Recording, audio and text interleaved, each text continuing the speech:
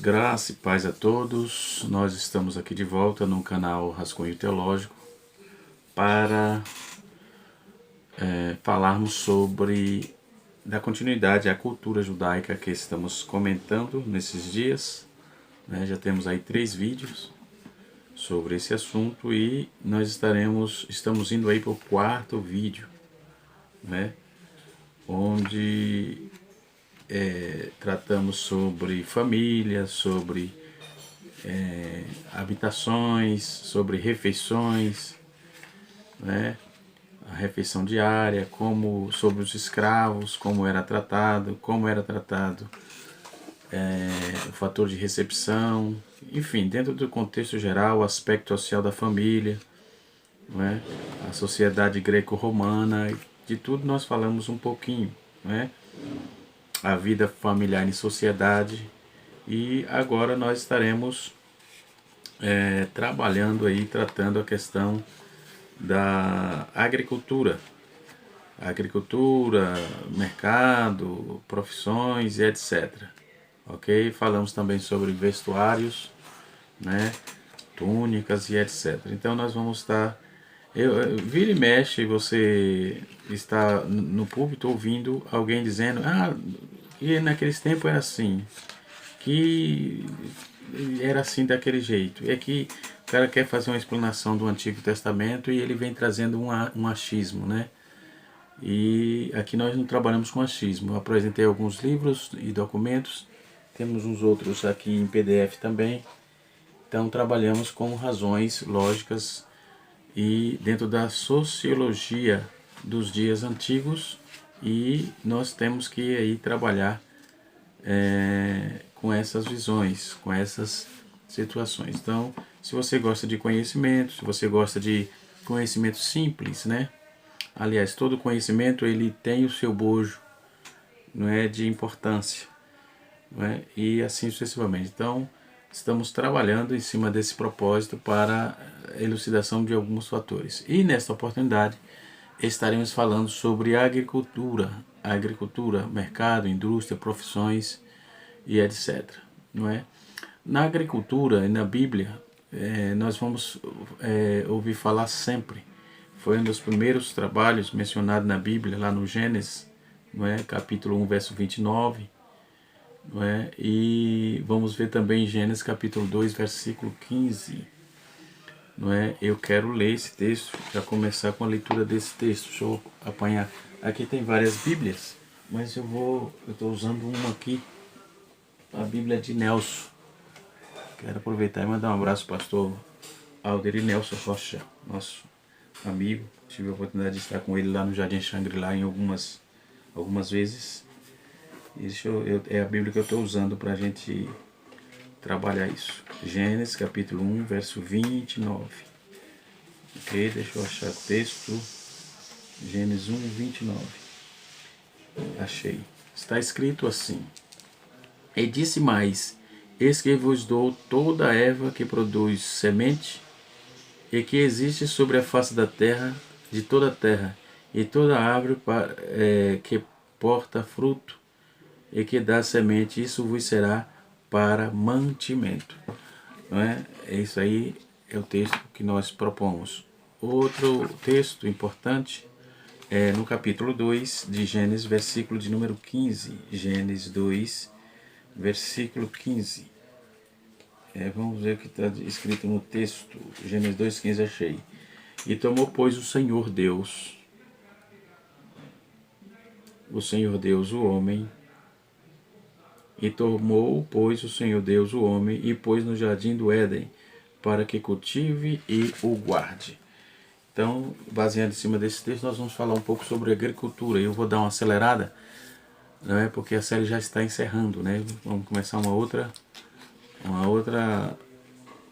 outro conhecimento teológico também, mas dentro de outra esfera, E assim sucessivamente. Então, a primeira forma de cultivo na Bíblia, nós vamos ouvir falar do arado, A Bíblia faz comparação daquela vida do campo com também com a vida no evangelismo, no trabalho, na obra de Deus, né? Então, anos depois de Caim ter produzido, traz o produto da terra sobre a oferta ao Senhor e louvou a Deus com ações de graça no capítulo 3, capítulo 4, versículo 3. Então a oferta não foi aceita, mas porque era de grão ou vegetal, mas porque o coração de Caim andava inclinado ao pecado. Por isso, antes dele matar o seu irmão, não é, vai trazer uma alteração dentro desse processo, porque Deus não aceita sacrifício com mesclado. Ou você dá o que ele pretende, ou você misturar vai ter dificuldade. Então, a agricultura nos tempos antigos era feita com muita dificuldade. O homem tinha que lutar contra as feras do campo, contra o grau de selvagem, que invadia a sua horta, né? Que comia do trigo, além de lutar contra as pragas e dos gafanhotos, as cochinilhas, os pulgões, e dominar aí as técnicas do combate, os espinhos, enfim, então era muito difícil. Hoje não, hoje tem as máquinas, né? É bem mais fácil trabalhar no campo hoje, né? Não existia, não existe restritos, não existe registro, aliás, antigos como se arava o solo e como se plantava, como existia os registros dos inversores, né? E assim sucessivamente. Então, até porque se você for pesquisar, tudo nessa vida tem um inventor. Em Gênesis capítulo 4, verso 20 e 22, nós vamos ver que só vamos ouvir falando sobre os inventores de instrumento de música, né? Mas de arado, de ferramenta para trabalho, não. Como eu disse, era muito primitivo, né? Nos tempos antigos. Era muito primitivo. Então, nós vamos ouvir falar sobre essa questão. Então, primeiramente, Deus vai trabalhar com o homem e a mulher, entendeu? Havia mantimento disponível para ele cultivar seus produtos. Eu falo de Adão, né? Conforme os textos que eu já li. Depois da desobediência de Deus, aí teria que cultivar a terra. O homem teria que cultivar. Enquanto Deus deu a disposição, depois do pecado, o homem teve que passar pelas dificuldades de cultivar a terra. Então os espinhos cresciam, a Bíblia vai falar em Romanos os cardos e abrolhos, né? Então eles cresciam mais rápido, o suor do rosto produzia seu próprio alimento, e a partir daí o homem teve que aprender a dominar as leis da natureza, se sujeitar às estações do ano e controlar a natureza que se tornou aí selvagem. Ele agora tinha contra si os animais que se tornaram ferozes e a natureza que produzia espinhos e urtigas, né? E assim sucessivamente. Então, anos depois, Caim traz o produto da terra ao Senhor para ofertar e etc., conforme eu já disse. Outra coisa interessante que nós vamos encontrar aqui é o vinhedo. Como é que era produzido? Noé, sendo lavrador, plantou uma vinha, capítulo 9, versículo número 20, do livro de Gênesis, não é? Então, não era necessário arar a terra para plantar mudas de uvas, né? Para plantar-se uma vinha. Bastava covas bem preparada, adubada, onde se fincam os ramos, né? E vinha para apenas um dos produtos. Eu conheço bem isso, porque por muito tempo trabalhei na roça, não é? Junto com minha mãe e meu pai também, e meus irmãos, os primeiros irmãos. Eu tenho aí 14 irmãos vivos, mas tive 20 irmãos. 19, né? Comigo 20. Meu pai e minha mãe, eles tiveram 20 filhos. Um abraço ao meu pai, Paulino de Jesus Souza, minha mãe. Estou sempre, praticamente todos os dias eu os vejo. E também meus irmãos, né? Deus abençoe a todos. Nós temos uma família que somos bastante unida. Então, mas os últimos agora, os caçulas, não trabalharam na roça não. Mas eu e meus irmãos mais velhos trabalhei bastante tempo, né? E assim sucessivamente. E louvo a Deus por isso, aprendi bastante, né? E assim sucessivamente. Então os vinhedos eram formados em fileira, como caramanchões, cujos ramos não são por cima aí, entendeu? A Bíblia vai falar disso. Então também era possível soltar o gado para pastar. Não era a época de plantio e de colheita. Então a escritura, a Bíblia vai dar grande ênfase a essas pareiras de uvas, né? Deus compara o seu povo, a Israel, como uma vinha de boa qualidade e assim sucessivamente. Então, nós vamos ver que de uva de péssima qualidade deve-se ter cuidado. E esperava-se que uvas boas deu-se uma uvas bravas. Então, trata-se de crente problemático, né? Essas questões de uva brava. Então, podemos ver que nos tempos antigos era, era diferente, né? E hoje nós temos as instituições, temos instituições governamentais, temos no caso no Nordeste, não sei se, mas existia a CEPLAC, que cuidava do cacau, ensinava a podar, ensinava a adubar, como tratar o cacau lá no sul do estado da Bahia, de onde eu sou oriundo, né? Sou oriundo dessa região, né?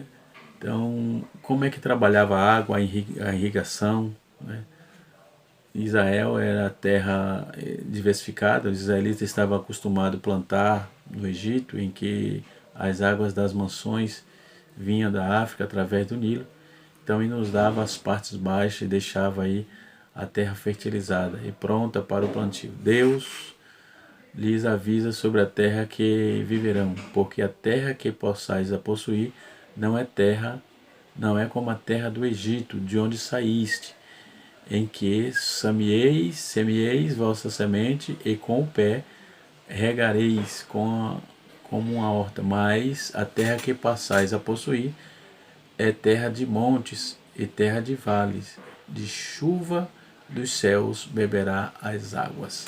Então Deus já havia divertido o povo que a terra que eles estavam no Egito, tinha bastante água, a terra que eles iam já tinha montes, já era diferente. Era uma mescla diferenciada, não tinha tanta água assim. Onde é que está escrito isso, pastor? Está escrito em Deuteronômio capítulo 11, versículo 10 e 11. Isto é, Deus preparou o povo para que se adaptasse a uns regimes da chuva. No Egito não dependia das chuvas para plantar e colher, mas na nova terra o ciclo das estações determinaria aí a boa colheita. Então precisava trabalhar com ciclos, né? Por exemplo, quando trabalhávamos na roça, quem quisesse colher bastante milho na época de São João, que é um calendário católico que se comemorava, São João, São Pedro, Santo Antônio, no mês de junho, mês 6, isso, mês de junho, não é? Então tinha que plantar bem antes de janeiro para que pudesse colher o milho, né? Então tinha um calendário, tinha a época de lua, entendeu? Então a gente, hoje eu esqueci um pouquinho, mas ainda hoje minha mãe se lembra dessas demandas. Então tudo era a questão, Israel passou a trabalhar com essa questão que Deus determinou a eles, que eles tinham que trabalhar com o calendário agora, trabalhar com estações, com o ciclo das estações e etc. Então Israel logo aprenderam que a nova terra tinha que se depender das benesses dos céus, né? Então até nisso o povo tinha que depender de Deus, como está no Salmo 104, verso 13 e 14, do alto da tua morada, rega os montes e a terra fartar-se de fruto das suas obras, entendeu? Fazem crescer a relvas para os animais e as plantas para o serviço do homem, de sorte que da terra tire o seu pão. Então Deus já tinha estabelecido, o salmista já cantava isso, não é? Porque eles tinham também adaptações para isso. E Deus disse que daria as chuvas da vossa terra a seu tempo, não é? Deus disse isso em Deuteronômio capítulo de número 11, versículo 14 e 15. entendeu? Em momento algum Deus desprezou o seu povo em qualquer época. E assim sucessivamente. Então, está aí a questão da cultura, da agricultura. Não é? Como que trabalhava aí a questão do arado? O arado era feito de madeira, com uma lâmpada de ferro, com uma lâmina, aliás, lâmpada não, retiro aqui, lâmina, com uma lâmina de ferro para pulsar, para sucar a terra. Pela lei não era permitido usar animais de espécies diferentes para arar a terra. Não se coloca aí sobre a mesma carga um burro e boi. Eles ficarão sobrecarregados. Deuteronômio 22:10. Então a lei já estava estabelecida. Talvez daí venha a ilustração que Paulo vai falar sobre o jugo desigual. Culturalmente falando, escrituristicamente falando, também é isso. É o mais plausível dentro da exegese. Ok? Porque Paulo vai usar essa mesma figura de linguagem aí, essa mesma aplicação, conforme está em 2 Coríntios capítulo 2, verso 6. Então, para Paulo, o obreiro era como um companheiro de jugo. Filipenses 4:3, que ajudava aí a levar o fardo. Um jugo suave. É o que eu falo sempre para os obreiros, quando eu vou falar sobre ajudar o pastor da congregação, que nós temos que transmitir paz ao pastor fazer o seu trabalho.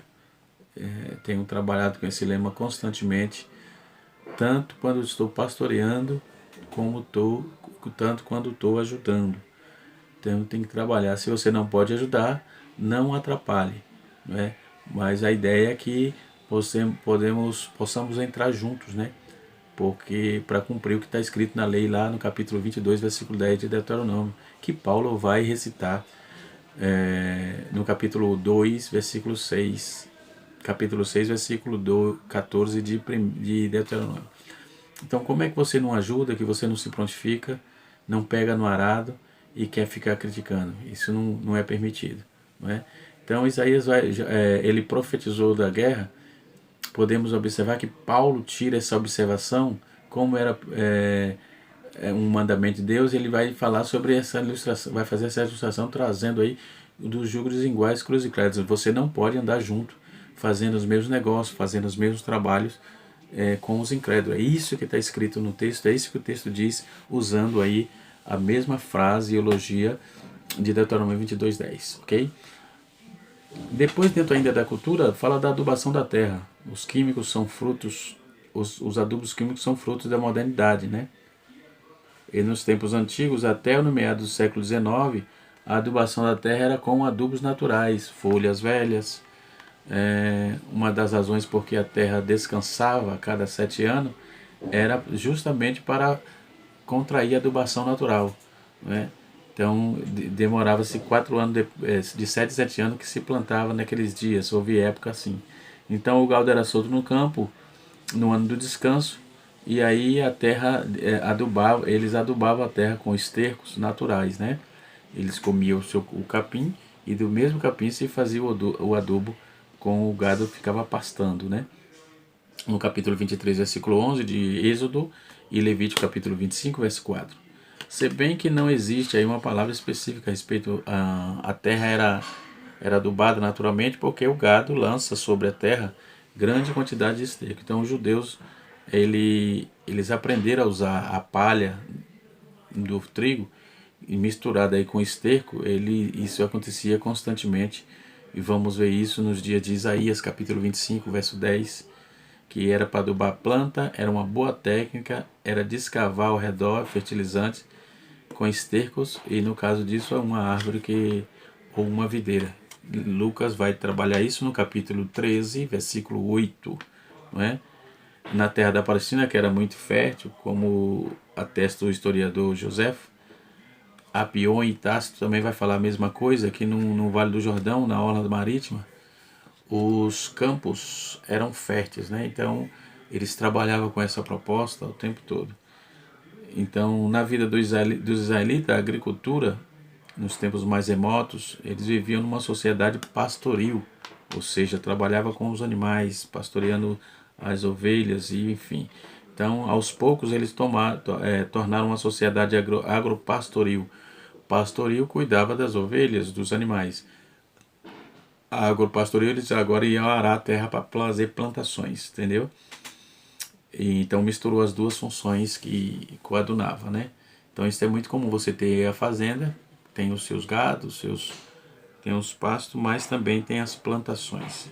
No lugar que dá arroz, você planta arroz, no lugar que dá cacau, você vai plantar cacau, no lugar que dá graviola, você vai plantar graviola, e no lugar que dá banana, que é chamada banana da terra, em alguns lugares do nosso país, no Nordeste, chama de banana comprida, não é?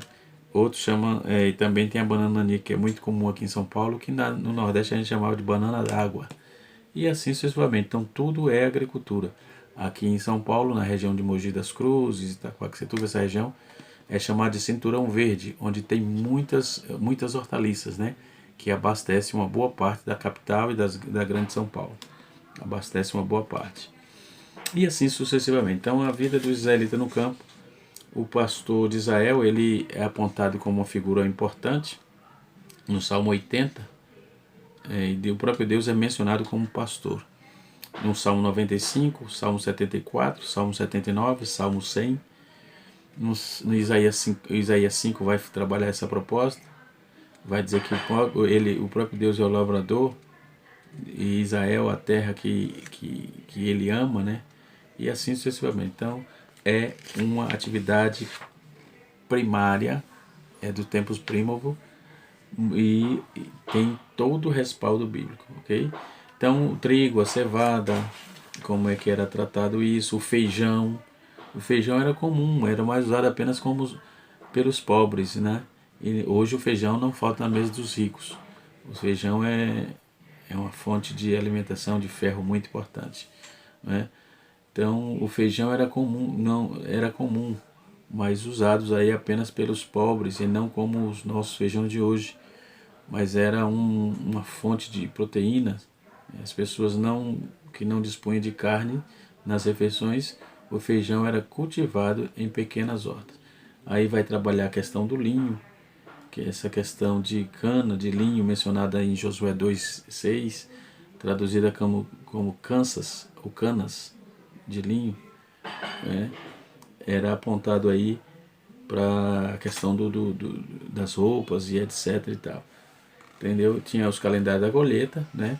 O linho geralmente é de março e abril, que ele escolhia. A cevada de abril a maio. O trigo era de maio e junho, podendo ser retardado até o fim de setembro. Figos e uvas era agosto e setembro. E azeitona de setembro e novembro. Entendeu? A Bíblia vai usar bastante essa terminologia de debulhar, de armazenamento e etc. Porque a agricultura está sempre dentro do contexto, né? Sempre dentro do contexto. Então, a primeira forma era usava-se a vara, um bastão como parecia aí bastão nas palhas, batia nas palhas para separar o grão.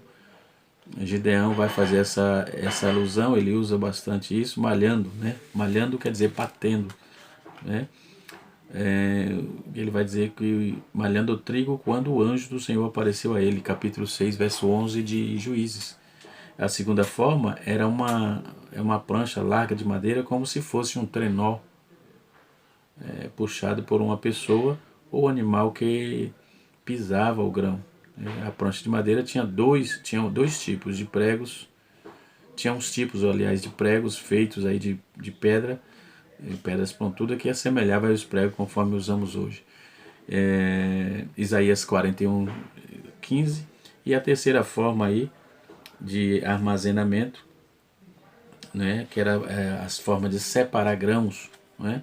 A terceira forma de separar o grão era uma espécie de carroça, Isaías 28, verso 28, que também uns discos de metal que se envolvia sobre a eira, né? A tração era feita por bois e jumentos, e o lavrador ficava aí sentado no carro, né? Conforme está escrito em 2 Samuel, capítulo 2, verso 24, capítulo 24, verso 22, né? E assim sucessivamente. Vai usar, nós temos aí a questão do armazenamento, aí nós falando da separação dos grãos, né? e o lagar, que era o lagar? Isso aqui, o lagar era, no entanto, refere-se a um espaço em que se pisava as uvas, né? Quando a Bíblia vai falar que Gideão malhava trigo no lagar, isso significa que ele estava no lugar errado, né? Isso significa que ele estava no lugar errado, porque o lagar era uma espécie de tanque. Ele podia esconder dentro dele para que não fosse visto pelos midianitas, né? Então, quando a Bíblia vai trazer essa questão, né, o lagar tem a ver com com uvas, né, que consequentemente transformam em vinho. Então, quando a Bíblia fala de mosto, refere-se ao vinho novo, que está ainda bem no processo de fermentação, portanto, é muito doce e forte. Vamos ver isso em Gênesis capítulo 27, verso 28 e verso 37, e Deuteronômio capítulo 32, verso 14, né? Então, esse antigo processo de pesar as uvas para transformá-las em mosto, depois em vinho, ainda é usado em pequenas propriedades no sul do Brasil. Isso acontece sim. A maioria delas, no entanto, se adaptou à modernidade, usando os maquinários, aí próprio dispensando aí lagares ou tanques que se pisava uva, né? No entanto, no Antigo Testamento, o processo de se colocar vinho em barris era ou tanques é o mesmo, né? Então podemos observar que esses fatores culturais, eles em muitos lugares do nosso país ainda não mudam. Nós vamos usar Jeremias capítulo 48, verso 1, que diz assim: despreocupado com este Moabe, desde a sua mocidade, tem que repousar nas fezes do seu vinho. Não foi mudado as vasilhas para vasilhas, nem foi feito para o cativeiro. Por isso conservou o seu sabor e o seu aroma não se alterou. Então Deus faz alusão aqui por meio do profeta, né? Como é que era o comércio e a indústria, né? A primeira menção à fabricação de objetos está em Gênesis capítulo 4, verso 22, quando vai falar que Zila, por sua vez, deu à luz a Tubal-Caim, um artífice de instrumentos cortantes, de bronze, de ferro e tal. Foi ali que começou as ferramentas, né?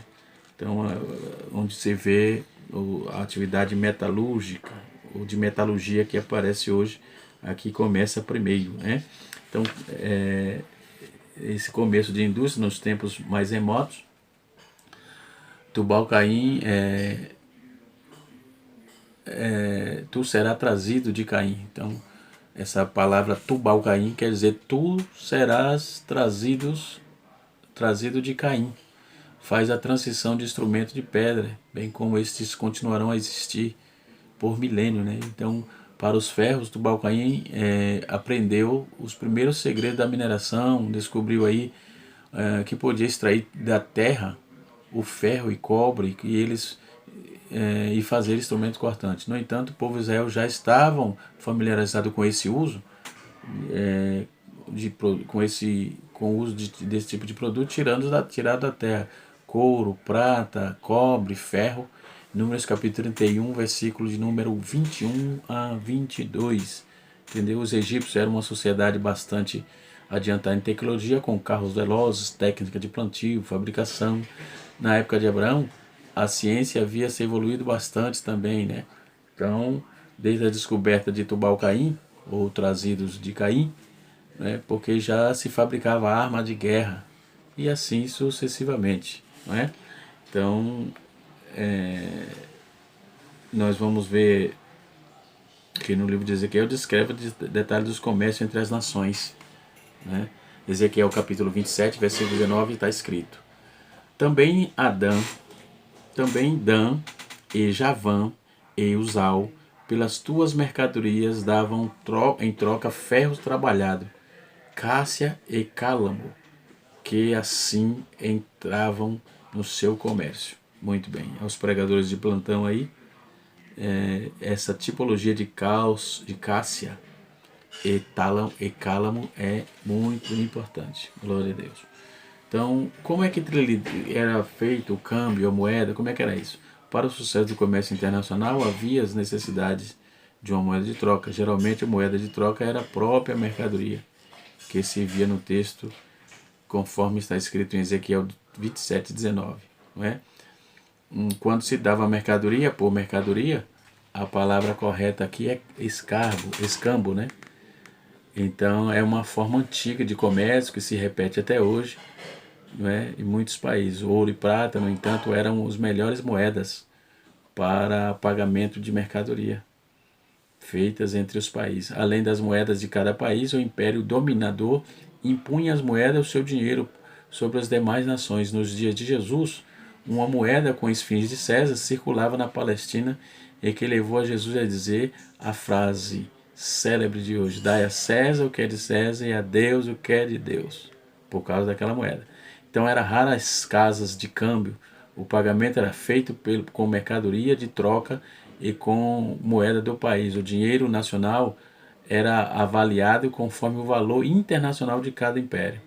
Entendeu? Se no século anterior a Cristo surgiram aí os primeiros bancos, ainda de forma remota, ainda de forma muito primitiva, consistia apenas de uma mesa em que um negócio era feito. Isso era o banco.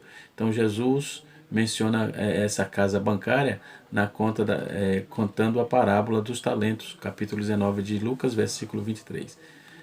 A lei romana era rígida, além de alguém que não se saudasse a dívida, era levado para a prisão. Né? E assim sucessivamente. A prática de usufruir lucro com empréstimo de dinheiro vem desde os tempos de Moisés, por isso os judeus emprestavam dinheiro para os seus irmãos. Capítulo 22, versículo 25 de Êxodo e capítulo 23, versículo 19 do livro de Deuteronômio. Não praticavam a usura no empréstimo dos demais judeus. Usura era a cobrança de juro acima da tabela. Isso era e assim sucessivamente.